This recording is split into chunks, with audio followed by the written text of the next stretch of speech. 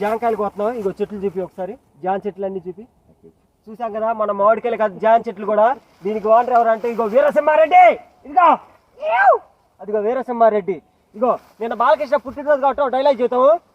నీ ఇంటికి వచ్చా, నీ ఇంటికి వచ్చా బెబ్బడి రాయలసీమ గడ్డ మీద కూడా ఉంటే నీ బూతు మీద వచ్చింది వేసమైతే కత్తులతో కాదురా కంటి చూపుతో చెప్పేస్తా, వస్తావా చస్తావా అట్లా డైలాగ్.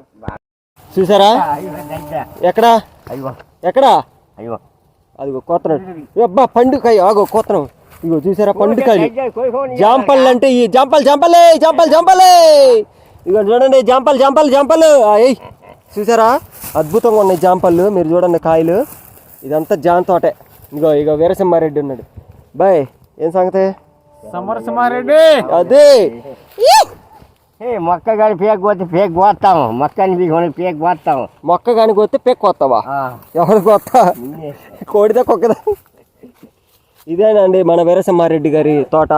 చాలా మంచి వ్యక్తి, మనసున్న వ్యక్తి. ఈ జాన్ తోటలో తిరుగుతూ ఉంటాడు అప్పుడప్పుడు. అది సంగతి.